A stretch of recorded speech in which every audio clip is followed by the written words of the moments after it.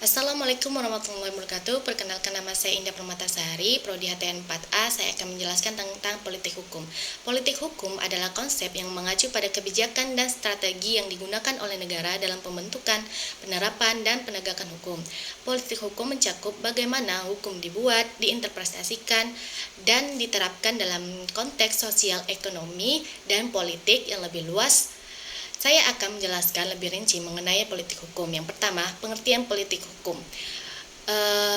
Politik hukum adalah kebijakan atau arah yang diambil oleh negara untuk mencapai tujuan-tujuan tertentu melalui peraturan perundang-undangan, mencakup segala sesuatu mulai dari proses pembuatan undang-undang hingga penerapan dan penegakan hukum.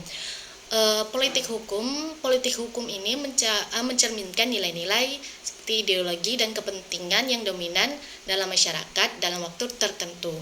Yang kedua, ada aspek-aspek politik hukum. Kebijakan hukum merupakan keputusan strategis mengenai pembuatan hukum, termasuk menentukan isu-isu yang diatur dalam bentuk peraturan yang akan diambil, termasuk topik pembentukan peraturan dan penentuan prioritas hukum. Penegakan hukum menyangkut upaya-upaya untuk memastikan bahwa hukum dipatuhi oleh masyarakat, melibatkan aparat penegak hukum seperti polisi, jaksa, dan hakim, serta mekanisme penegakan hukum lainnya. Selanjutnya itu ada interpretasi hukum, proses pengadilan dan lembaga terkait menafsirkan peraturan perundang-undangan dan memastikan bahwa penerapan sesuai dengan maksud pembuatan undang-undang. 3. Fungsi politik hukum, yaitu ada stabilitas sosial, menciptakan hukum yang adil dan dapat diterima oleh masyarakat untuk menjaga ketertiban dan stabilitas sosial.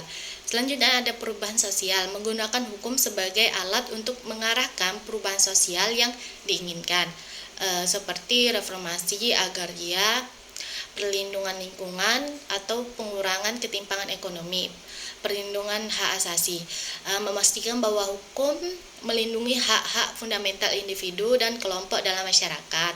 Selanjutnya ada legitimasi pemerintah, menggunakan hukum untuk memperkuat legitimasi dan otoritas pemerintah. Yang keempat itu ada proses politik hukum.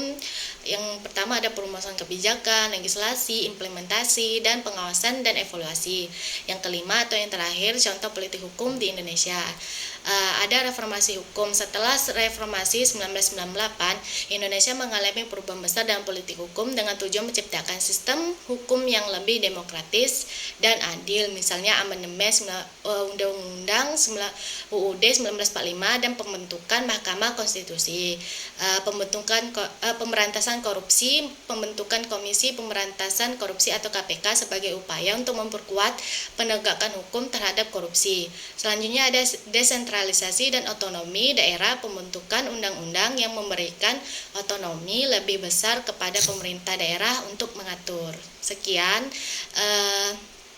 penjelasan dari saya, kurang dan lebihnya saya mohon maaf. Saya akhiri. Wassalamualaikum warahmatullahi wabarakatuh.